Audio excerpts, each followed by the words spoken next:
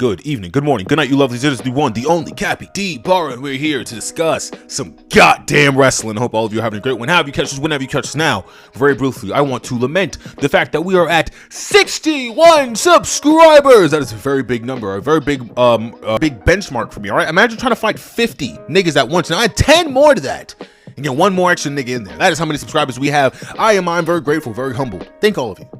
Honestly, you guys have been great. The patience, the support, the unwavering watch time, right? All of it, extremely grateful. Thank all of you for it, truthfully. All right, now we're going to be capping up this weekly wrestling report with a little bit of SmackDown and a little bit of Collision. Now, SmackDown wasn't a total stinker. Had some things here and there that weren't good. We have to discuss this, this fatal four-way shit. This fatal four-way shit isn't serving anybody. These fatal four Ys aren't serving anybody. And I really do think that we have to start acknowledging that. The idea that, people are just going over and they're going under without anyone losing. Like, fuck out of here. And then I hear reports that you niggas don't want to pull Eli Dragunov. Easily one of the best pound-for-pound competitors in that locker room. You don't want to put him on TV. Why? Oh, because he's not marketable enough. Because he doesn't have a good marketability. Whatever the fuck that even means, right? Listen, I think they'll just literally come up with anything they can to pull something out of their assholes. Even with like the women's triple four match, even with the women's fatal four-way match, it's just not entertaining. This shit isn't entertaining. I get JC Jane. They know who else I have after that? I have Kiana James. Riveting, man.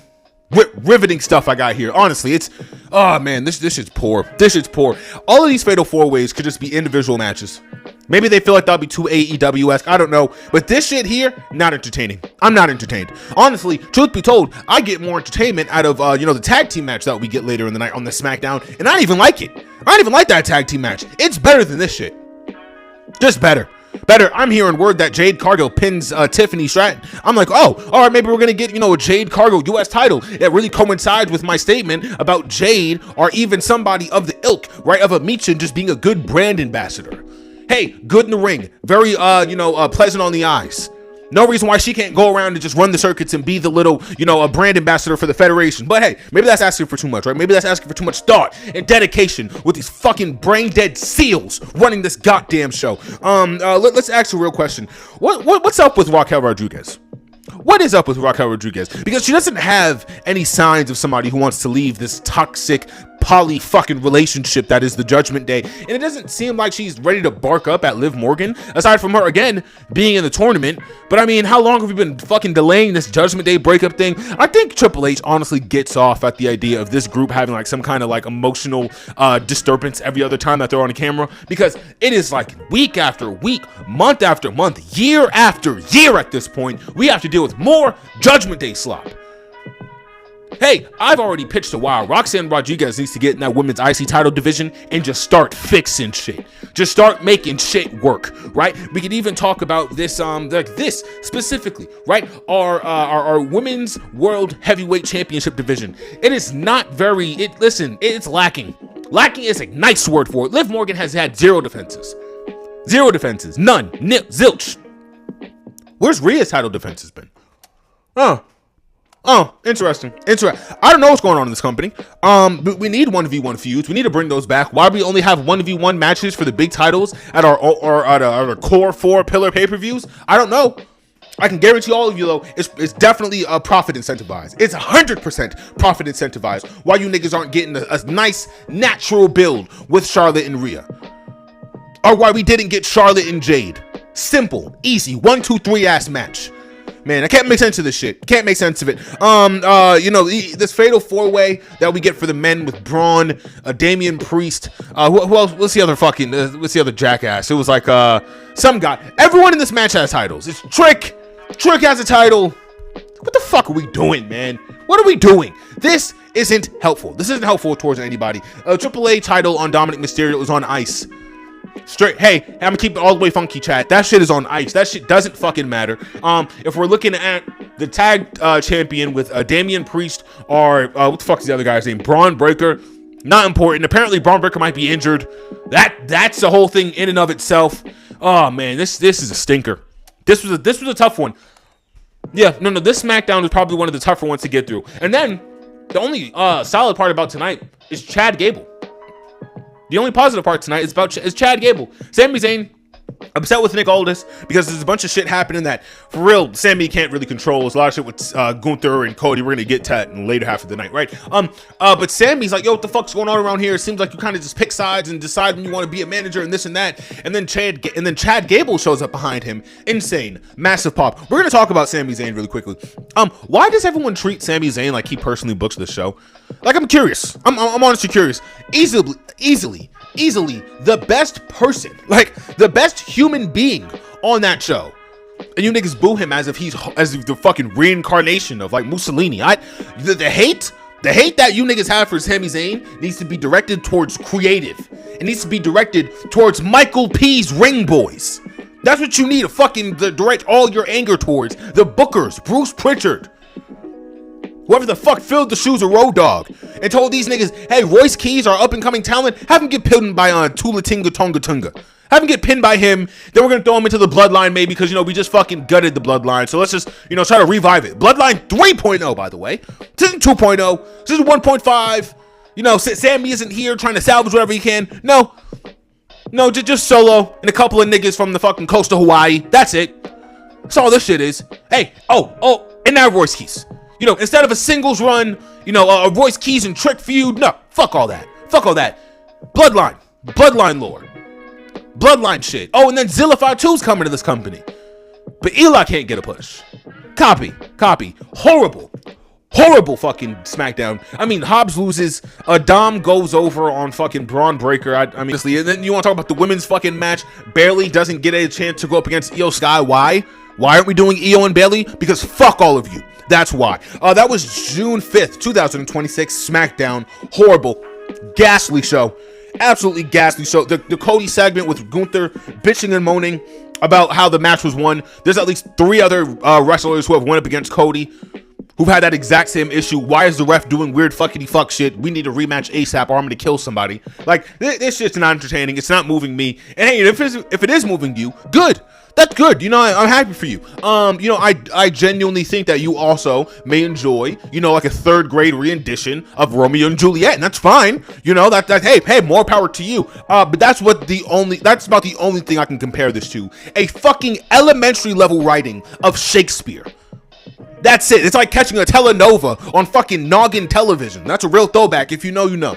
Now, I'd like to ask a question, all right? Can a boy speak a little all-elite wrestling, or am I going to get stoned in the public court of opinion? This Collision was very good. Very, very good. Now, I know all of you are thinking, what happened on Collision? You didn't get to it in a timely manner. How dare you? Get the stakes! But, all right, I'll appease all of you with 2 very simple words. Trishadora. Yeah, Trishadora. Here's another 2 words for you. 5 stars. I don't know who this lady is. She makes this Collision easily top Collision of the year, maybe top Collision of all time. You can call it what it is. I call it agenda. Okay, she is a part of the STP, which is essentially Lee Moriarty's faction. If you do not know who Lee Moriarty is, do yourself a favor and use your interwebs wisely. Lee Moriarty is not only the future of this company, but he is the future of this industry, and he is currently crossing paths with Jonathan Moxley, the ace. Those, my friends, are positives. And again, Trishadora, she does great things. She does great things every time she's on camera. We are all so lucky to experience it. It's young, fiery, on top of its game. I definitely think the addition to some of these Stardom players, it's helping this locker room. It's helping this locker room a lot. We get a Mercedes segment at the end of this night, involving not only a CMML wrestler and Persephone, very, very, very amazing competitor, but I believe her name is Hikaru. I believe that's her name. I could be butchering that, but she's from Stardom. Very beloved over there, very beloved over here. I think Mercedes kind of dipping her toe and shit like that. The idea of Athena being able to knock heads with any Stardom nigga who walks through those doors. I'm impressed. I'm very impressed with Tony and the very simple construction that he is fleshing out this women's division. Now, does it need more direction? Yes. And does it need more grit? 1,000,000%. But good building blocks, very, very good building blocks for what we get with this women's division. And then if I even look to people like Megan Bain, Jamie Hayter, if I look at individuals, a part of the women's tag division, right? Like a Julia Hart, like a Sky Blue, these are really solid 10 out of 10 competitors, at least in my eyes, right? I think that they've honed their skills enough, and they definitely have enough tools in their arsenal, all right, to give us exactly what we want at any wrestling taping. So much credit and much love to this women's division. I'm seeing the improvement, and I definitely think it is a net positive positive. And I also like to add that I visibly, not to add that I audibly laughed, or I laughed out loud for that Juice Robinson promo after he got screwed out of his match with Clark Connors and David Finlay. If you haven't seen the promo, it involves a sex toy in urethras. It's I wish I was exaggerating. It's pretty funny. Tommaso Ciampa, he's going on this kind of gimmick-esque run where he's just make-believing, he's crazy. I don't hate it. Don't hate it. He did come in here as a face. I do think that Tommaso Ciampa as a face, very beast, very possible, right? It's very competent. He's a very good face, very great orator. But you know, he is the essential heel in this locker. He's very funny though. He's very funny, so it's kind of hard to boo my nigga. I ain't gonna hold you. I really do want him to succeed after everything he got put through in the Federation. So to seeing him here now making me giggle, it's hard. It's hard not to like the guy. I'll be honest. And last but not least, we are going to be talking about how you know. Listen, the Don Callis family are terrorizing the conglomeration, and Orange Cassidy saying how you know was probably the best part of this night. Also the match between LFI and conglomeration. Very good. Very, very good. Roderick Strong is only getting sharper in that ring, and each night that I watch him, I get more and more impressed. Okay. Last couple of things that we will be discussing definitively about this collision is timing placement. Now, we do have a lot of shows out there, not only from AAA, but CMML. A lot of wrestling has been greenlit and permitted, from the beginning of 2025 to the midway of 2026. So, for lack of a better word, I do need a little bit more stability in these collision tapings, whether that be a Thursday night, a Saturday night, right? Because then spoilers will find a way to come out if it's a live tape. It's so much shit that we have to deal with when it comes to wrestling journalism. But Collision has been very good. Collision has been very, very fucking good. I mean, even a small story with STP, how he runs his crew, how the Death Riders run their crew. Again, simple story. It's working. It's working. The crowd is behind it. There is an event. There's like some wrestling. It's a wrestling event. Fuck, I forgot the name of it. It's running next week, this week on Dynamite in about T-minus 48 hours. And, I am looking forward to it. I do hope it is something, beyond impressive, because there's a lot of matches on this card, and they're essentially billing it as a bit of a paid live event, even though you niggas get it for free $99. All right, you can never complain with that, and I never will. Solid collision all around. And I don't know what it was, but, seeing this collision as a palate cleanser to walking in, seeing this collision as a palate cleanser for what we get with Monday Night Raw, hey, chat, it's not that bad. Listen, I'm gonna keep it all the way funk with y'all. Did I love everything with Monday Night? Not really. Some couple of things that we're gonna be discussing, but overall, this was maybe like the most sound Raw in a while. We're gonna get to it.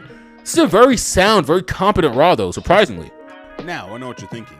How in the hell can this be a competent to decent to good Raw? I mean, look at how they ended SmackDown, right? With the burial, in my, novice opinion, of how they're treating, Braun Breaker, the future of this company, how they're building people who should be on the precipice of a Braun, like an Oba, like a Jacob. How are they building these next pillars of this industry so poorly?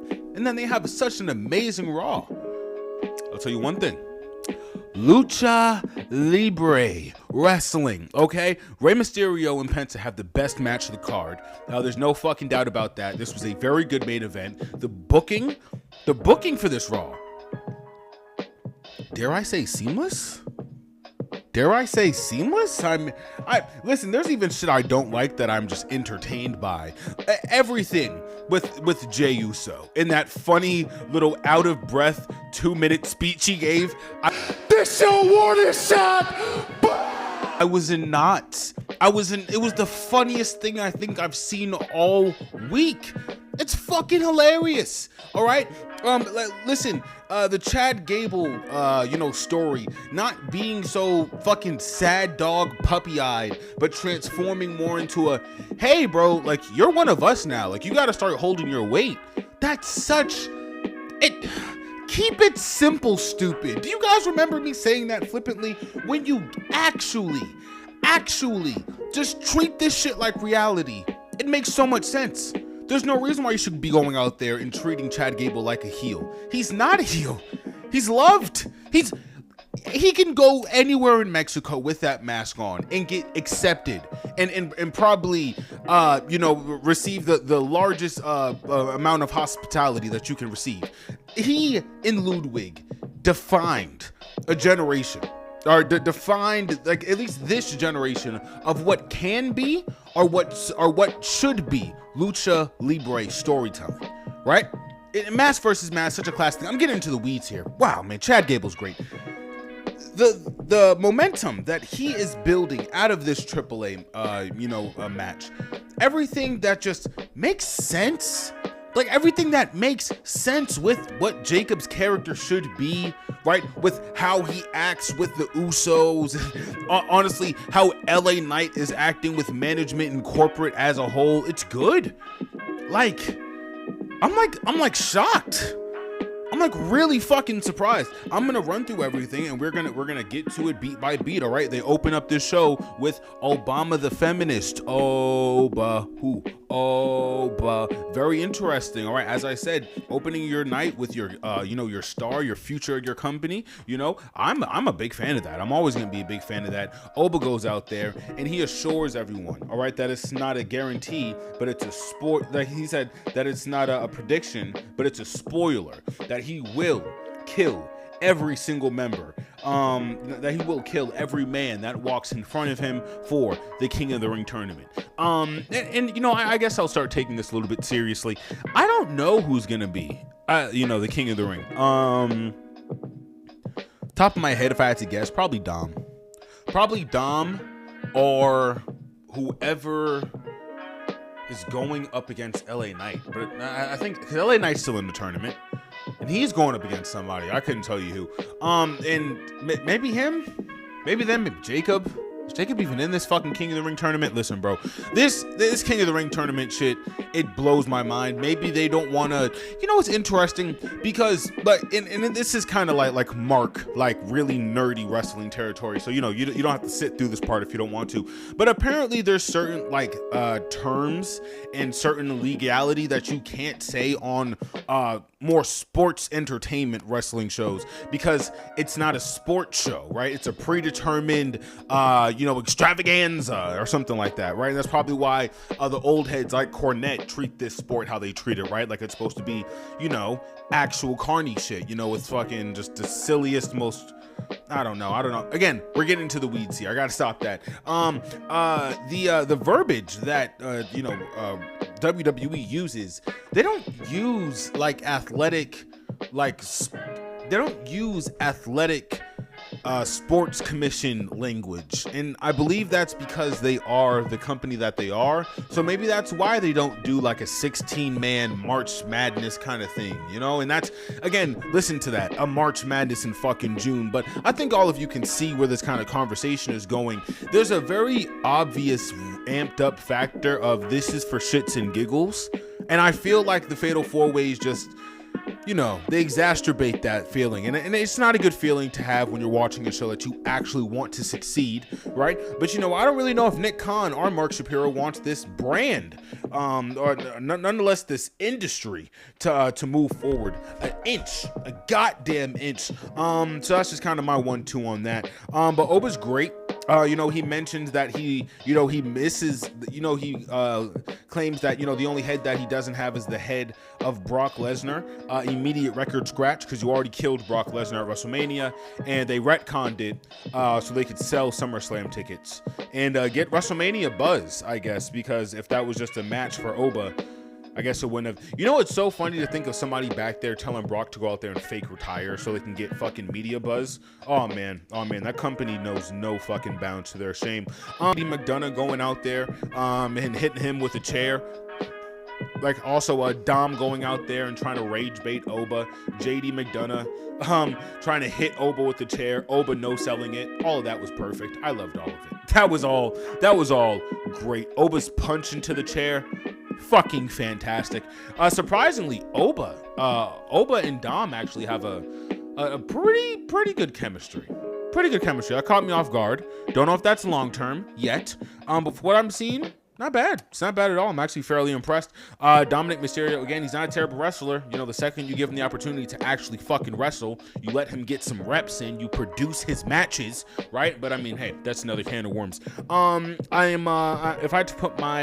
had to count on my eggs before they hatched, it's possible we might get a piss farmer interruption for this Dominic Mysterio and Oba match. That's not impossible. To be honest with all of you though, I really, and I mean this, I really don't think that Oba should be losing to Dom. And maybe that's me being crazy, right? But I mean, folks, there is nothing that would benefit Oba losing from, like, there is nothing that would benefit Oba from losing from Dom. Not a goddamn thing. Like, that would actually probably hinder any momentum that he has going into SummerSlam. And I don't really know why they operate like that. I think in their mind, they assume it's easier to book people who have had, like, some shade of adversity. But after a while, my nigga, you just start looking like a jabroni. Like, after a while, you look like a genuine jabron. You know what? I don't know. Maybe they don't. Maybe they can't conceptualize that. But I really do hope that Oba does go over. It's the right choice. I mean, yeah. But again, this pairing visually it works. You know, and if Dom was to, you know, have a bit more of a good repertoire with the fans, you know, it would probably make for like some really hype moment again. Because in reality, right, in 5, 6, 7 years, you know, I imagine the Fed wants to be able to rely on a Dom, wants to be able to rely on an Oba, right? So I think doing something proper here, you know, solid building blocks for the future. But again, they have to pull that trigger. Way too pussy to do that. It's unfortunate. Yes, it is. Yes, it is. Let's talk about Lyra Valkyria and Sol Ruka. Sol Ruka and Lyra Valkyria actually have a very good match. I was pleased. I did not think that Lyra was going to win at all. And it's interesting. I think Sol Ruka and the production team back there, they realized that they got to do something with that. It's not a Ruka cutter. I'm not going to call it that. Whatever the fuck it's called. Soul Snatcher. They got to do something with that Soul Snatcher to make it look more natural. And I think they're taking baby steps. It's not all there. You know, the setups aren't perfect, but I definitely think that Ruka's speed, the kind of kinetic speed that she moves at, I think it's really good for just somebody who's very grounded, very technical, like Lyra Valkyria. Lyra Valkyria, again, man, she is something else, isn't she? She is great. Lyra Valkyria is great. It's a shame. It's a shame that, you know, unfortunately, not only with the bookers back there, maybe even some like the OGs in that locker room, right? It just doesn't seem like Lyra Valkyria or any of the up and coming women, unfortunately, in these locker rooms really have like a good a really good center to hook on to. You know, like, no, Natalia's there. Natalia's fucking amazing. But, you know, I don't think it's by coincidence that, you know, Natalia starts running the sports circuit. She starts running the blood sports circuit. She starts wrestling in fucking backwater bars in Mexico, you know, fucking doing 20v1 handicap matches and shit. Listen, Natalia and Bailey are workhorses. I don't think it's coincidence the second they step out of those rings to go make a check, to go make a bag, to go get some wrestling hours, the entire locker room quality drops. I do not think that shit's coincidence, right? I'm really saying all this to say that I think that the young core in that locker room with the women's division, hey, fuck it, even like a Jordan Grace, right? Who you could say who's been on the wrestling circuit for a minute, right? But they're getting their chance in WWE right now. Kaylani is ready for that next step. They're ready for the setup. We have individuals like a Callie Armstrong who they're just preventing from being on Monday Night Raw. I don't know. Like, these are athletes who are so capable, so fucking capable. They only needed just a second to shine. They don't have anything for Blake Monroe, Mariah May, the Women of Madness. They have nothing for her, right? But I'm supposed to believe that you niggas can conjure something competent up with who? LA Knight? Yeah. Come on, give me a break.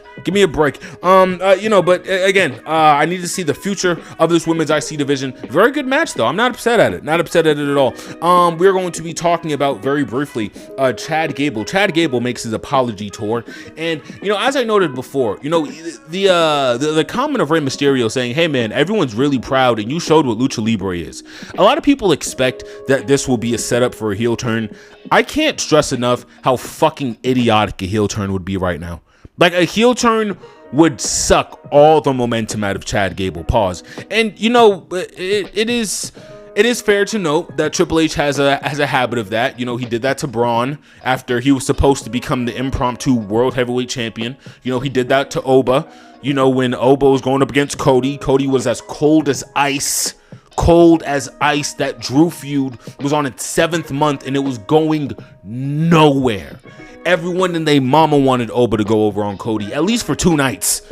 Hey, if you want to give him the Rey Mysterio, John Cena treatment after, go ahead. It is what it is. Write it in stone. Oba needed that win that night.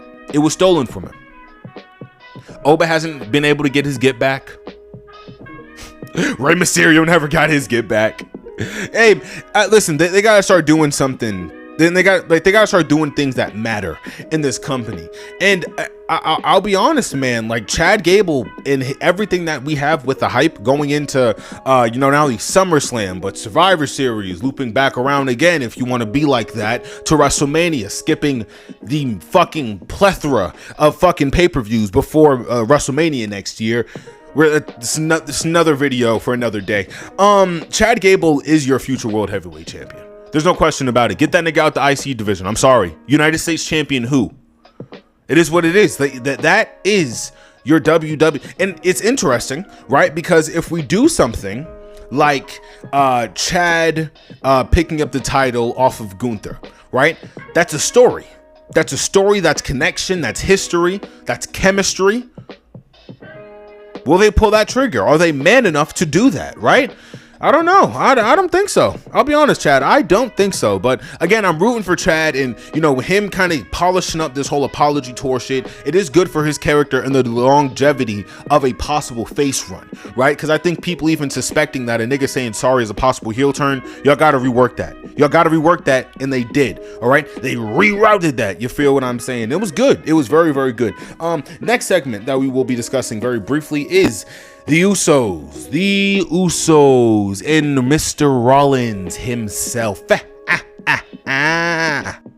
to what I said, chat. I'm not being hyperbolic. This is a very, very good fucking episode. Rollins, he approaches the Usos, and the first thing he says is like, hey, I'm not coming to be hostile. I'm not coming to make enemies. Last time I checked, we were on the same team.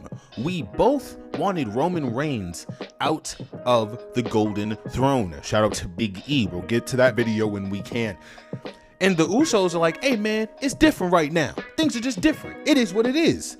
And in my mind, I'm like, okay, that's a very vague response to, trauma that you and your brother endured together, mind you. And then Rollins doubled down like, hey man, I thought we had all just broken free from this. I thought you were main event Uso. I thought you were Big Jim, and I thought we were just past all of this. And I'm like, nigga, have they been looking into my videos and watching? I'm not joking. This was a very sound promo. Right? The Usos, they don't even have like a real rebuttal for it because there is no rebuttal for it. Their characters have regressed, and the writer's acknowledging that. I'm sorry, Chad. That's a positive for me. Like, and no, I'm not gonna say that. Hey, fucking you crashing the car and buffing out the dent is a positive, right? Because it is a self-inflicted wound. But I mean, they're fixing it. I mean, there is a clear canonical acknowledgement. Hey, you niggas have regressed as human beings. The person that you are helping right now used to terrorize all of us and y'all broke free of that to do your own singles runs that are now acknowledgeable and cannot be ran away from. I don't know. Call me simple, all right? But I feel like that works. Whoever the fuck wrote that, kudos. Whoever greenlit this to go on TV, kudos. Probably Jason Jordan. Hey man, this was a cool little segment. Montez Ford was there. He was just kind of like the muscle for Seth. Be honest with all of you, wasn't a big fan of that because where the fuck is Dawkins? But the Street Profits, I guess, just aren't going for the tag titles right now, and that's just, it is what it is for the sake of it being what it is. I fucking guess. No, but this wasn't bad. This wasn't bad at all. Again, the acknowledgement of the regression of their characters. I'm not mad at that. Hey, I'm not mad at that shit at all. I actually like it a lot, truth be told. And last little thing that we will be discussing, because hey, we gotta end this video eventually. The main event. There's a couple of other things that that we could be touching on. I didn't touch Last Legend squashing Chelsea Green, so I don't think you people should expect me to touch anything that isn't really palpitating or really like needle moving, if you would.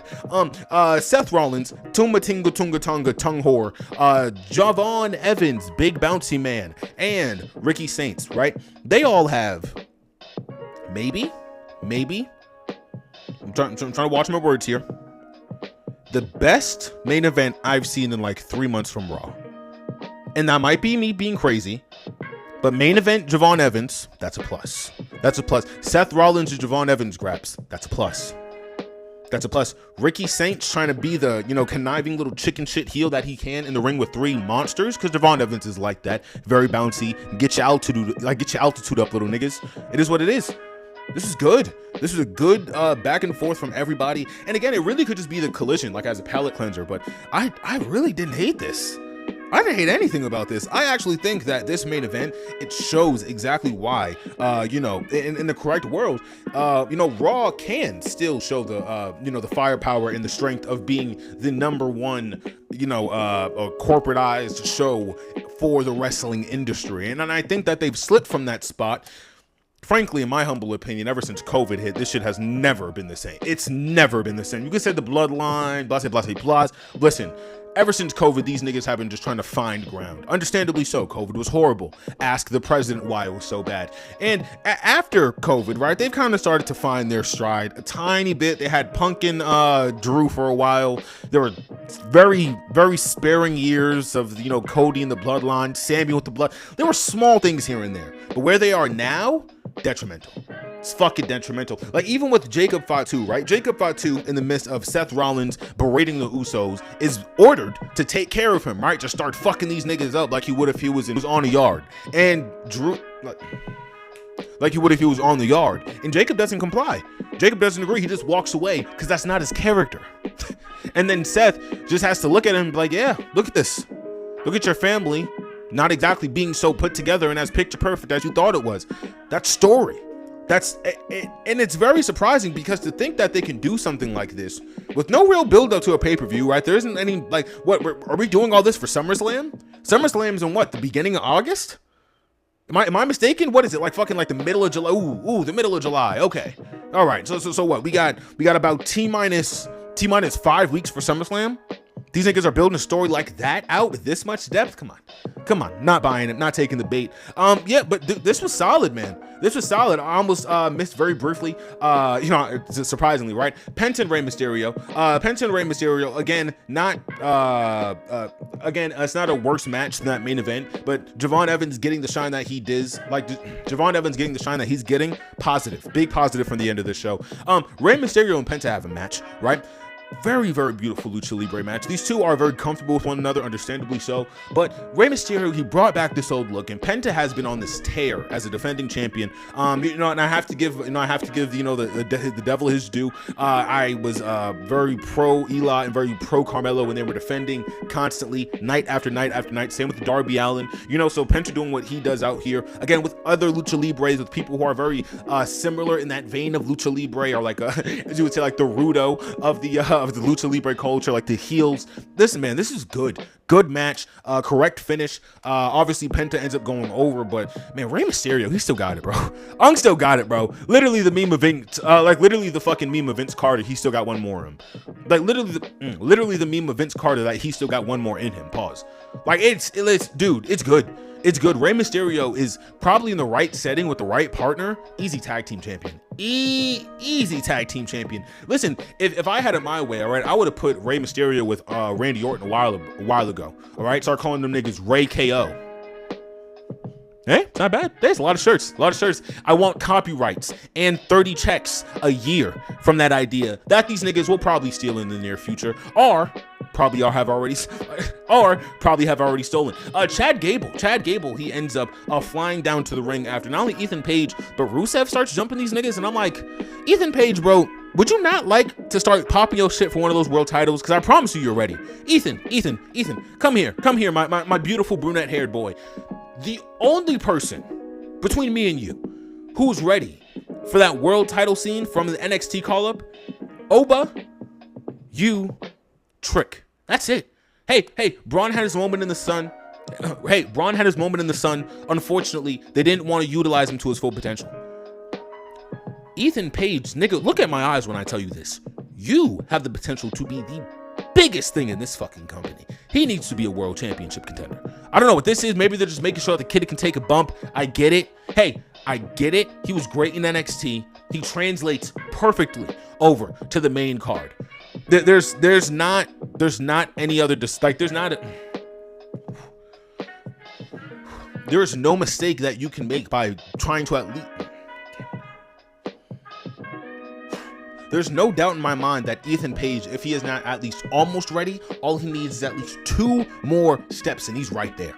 Like he's great. He's great. And that's just kind of enough glaze for that. But my point here is, I don't understand why he's just like Rusev's lackey, for lack of a better word, right? After Rusev snatches off Rey Mysterio's mask, Chad Gable marches down, massive pop, German suplexes out the wazoo.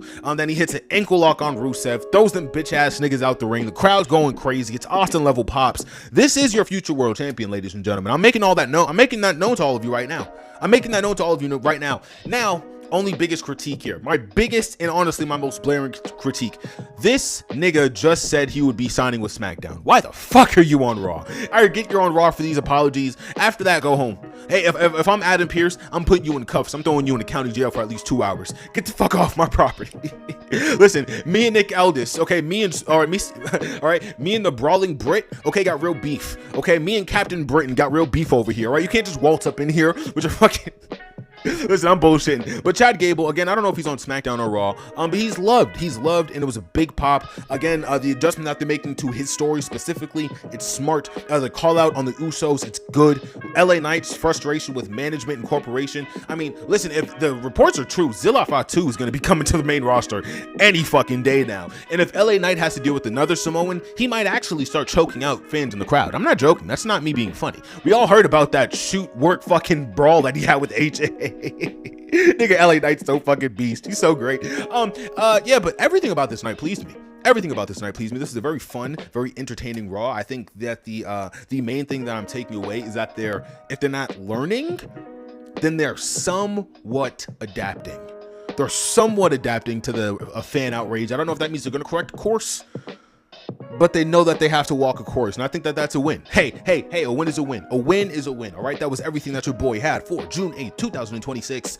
Raw. I want to give a big shout out to Paris and all of the other European crowds. You guys have been fucking great. You guys have been amazing, very much adding to the atmosphere, and it is definitely reminding me why the Federation, went to the UK so many times during the 90s and the 2000s.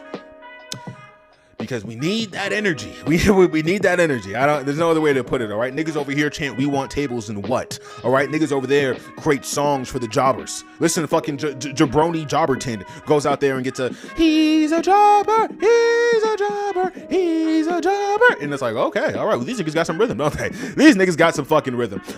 Everything about this Raw was good. Good Raw, positive Raw. B+? Fucking, is this an 8 out of 10 Raw? I feel like I'm losing my fucking mind. I'm gonna dig my nails and dig my heels into the rest of the wrestling community, kind of see what all the other channels are thinking. Shout out to my boy BC, shout out to my boy C-Jax, Heels Advocate, the B4B, Solid Monster, everybody. All right, we are we're only so few, and I really do think it's interesting how the tapestry of our opinions can either influence or just widely entertain an entire swath of people across multiple across multiple regions and multiple continents. I love that. It's very cool. And I will leave this Raw with a good feeling, with a positive take on life. Huh? That's different. That's very different than what we casually have to do. Easy thumbs up. I have a lot of other stuff coming up for the rest of the week. Not miss I have a lot of other stuff going up for the rest of the week. Not to exclude, but also not to forget. One Piece, Collision, SmackDown, and who can forget? Dynamite. All right, I'm gonna have a very booked and very busy week. I might even have a little Iceman video for you guys coming out soon. Can't forget the playoffs. A lot of stuff on my plate, a lot of things I got to take care of. All right, so as I always say, I hope you all stay healthy, stay hydrated, however you catch this, whenever you catch this, and hope you all stay tuned, stay safe, stay beautiful. Peace.